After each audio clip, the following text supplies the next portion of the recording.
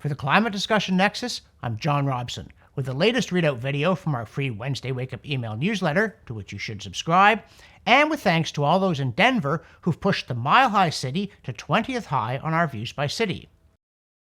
Then, having invoked Monty Python a couple of weeks ago, we'd bring up more classic British comedy, in this case the 1950s radio Goon Show, and specifically the announcement from one of those programs that suddenly nothing happened. But it happened suddenly, mark you, end quote.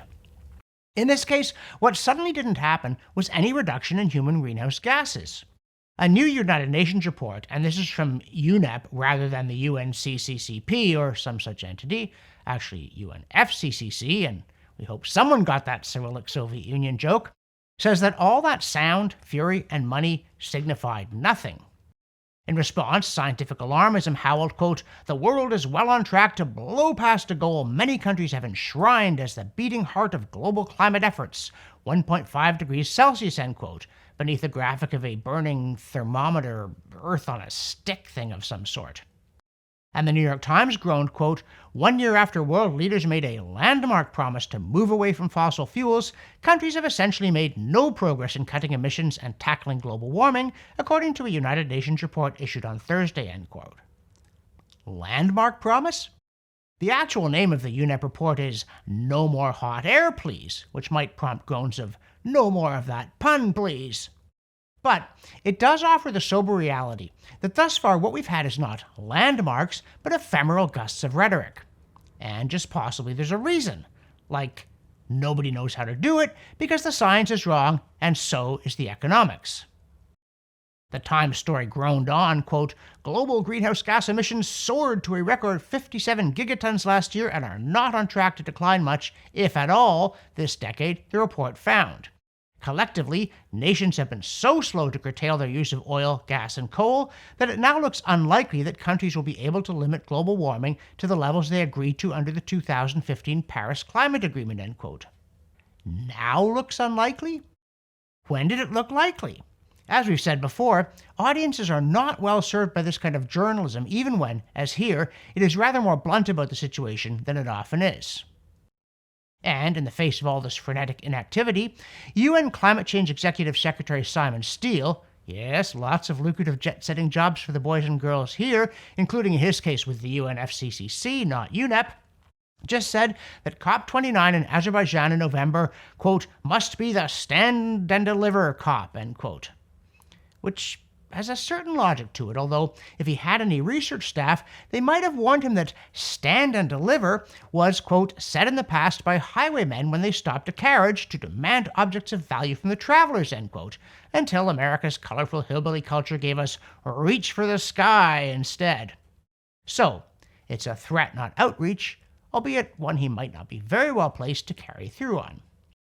Now, reach for the sky also has a very different meaning, which is to set ambitious goals, to aspire to excellence. And of course, when your goal is to change the composition of the atmosphere in order to make the weather better, it's literal as well. That is certainly an ambitious goal. But ambition is one thing, and delusion is quite another.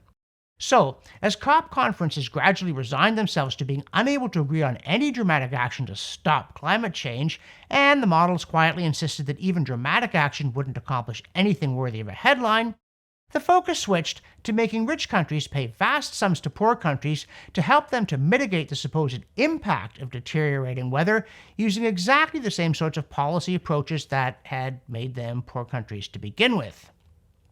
So, the highway robbery image is somewhat appropriate, except that those same policy approaches also resulted in rich countries having most of the effective weapons as well. So, the basic notion is to say hands up while waving empty hands and pockets at someone who's got both money and guns. What could go wrong? Also in the newsletter, from the "reality is that which, when you stop believing in it, doesn't go away" file, and that's a quotation from Philip K. Dick, there's yet more bad news for Hertz over its trendy bet on EVs. Quote, "Hertz struggles with $1 billion EV losses and delayed recovery," end quote. And yes, we told you so in a video, CDN being a reality-based outfit. Also, as the man said, you cannot make this stuff up. A lithium battery fire burns down a, wait for it, fire station in Hesse, Germany that did not, wait for it again, have a smoke alarm.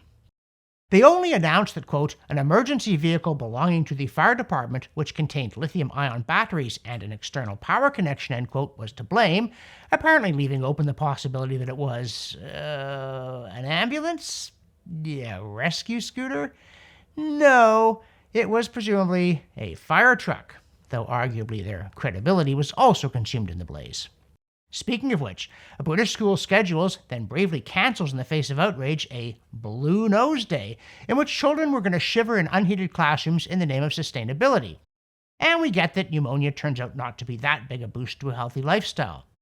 But here's the thing. The educational value of showing students what life would be like without reliable energy and rubbing their chilly, discolored noses in the fact that the problem is not global heating, but that it's miserably cold much of the time, would surely be worth braving a bit of controversy, wouldn't it? And as we flip through endless press releases of Canadian and other governments handing money to the next surefire green energy winner, crafted by people who never ran a corner store, it occurs to us that there's a certain genre of political announcement that specializes in glossing over difficulties and soothing the eye or the ear with vague promises of easy bliss to come. So when you read, for instance, this press release from the nominally conservative provincial government of Ontario, Canada, saying, quote, the government also announced it would release the province's first ever integrated energy plan with a generational horizon out to 2050, which will ensure the entire energy sector is aligned behind the government's pro-growth agenda to reduce costs and province-wide emissions, end quote, you actually hope that they're lying deliberately and with premeditation. Because the alternative is that they actually think all you need is will, or love, or them in power. But then you read a column by the New York Times marquee climate writer David Gelles that starts with a baffled, quote, cleaning up the technology industry was supposed to be easy, end quote. And you realize that the fate of humankind is, to a disquieting degree, in the hands of people who think that practical difficulties are invented by the malicious to sabotage an outbreak of peace, plenty, and harmony. How is cleaning up anything, let alone an industry that requires a lot of weird mineral inputs, ever going to be easy? And speaking of practical difficulties, a story in Blacklock's Reporter brings the grim news that, quote, barely 1% of road vehicles in Canada are battery-powered electrics, Statistics Canada said yesterday, end quote. That's not very many, is it? And here you said we'd all be driving electrics by 2035 and be happy. Of course, that promise was made back when 2035 sounded as though it was a long way off. Unfortunately, objects in calendar are closer than they appear, unless they're the actual achievement of green goals. Those things make mirages look close, cool, and thirst-quenching. And among the many frail reeds bundled together into the authoritative solution to climate change, one is to put a price on carbon so you can buy someone else's proclaimed lack of it to offset your continuing to spew the stuff. Which seems a bit like getting clean by not doing laundry while someone somewhere does so much of it that the whole planet is robed in shimmering green, at least rhetorically. Or paying someone else to forgo demon rum so you can keep sozzling. But as with many solutions to the supposedly apocalyptic, planet-shattering impact of person-made climate change, it appears insufficient in scope even if it were working smoothly instead of being an unconvincing kludge. Thus, when The Economist asks, quote, can the voluntary carbon market save the Amazon, unquote, surely the answer is a tart no, of course not. But hope springs eternal, apparently. And we won't get distracted here by the parallel enthusiasm for carbon capture and storage, except to note that if that technology worked, we wouldn't have to pay people far away to do something we can't check on to offset our rampant emissions, because we'd be stuffing our own carbon into disused mines, into storage tanks, into trees, or something. But if we can't do it in the most technologically advanced and wealthy societies that the globe has ever seen, it's a bit hard to believe that poor people in places with shaky government structures, including the rule of law and honest accounting, are pulling it off on a scale to suck in all of our carbon. Thus, a small but growing degree of skepticism by alarmists about at least the accounting of carbon offsets is progress of a sort. And speaking of progress, we just can't stop ourselves from discussing more and more cheerful data and putting it into charts, including this week when we cheerfully swap the C in CO2 for an S and show you SO2 or sulfur dioxide levels in the United States since 1980. This actual pollutant used to be a much bigger problem in urban air in North America and Europe, But improved technology allowed it to be scrubbed from smokestacks and automobile exhaust, essentially getting it out of the air before it ever got in the first place. And the following chart from the US Environmental Protection Agency shows not the average annual exposure in American urban air, but the 99th percentile, that is, the worst that people encountered of each year's daily maximum readings from 29 locations around the country. In 1980, these spikes ranged from about 55 to 340 parts per billion, ppb, and averaged 173 ppb.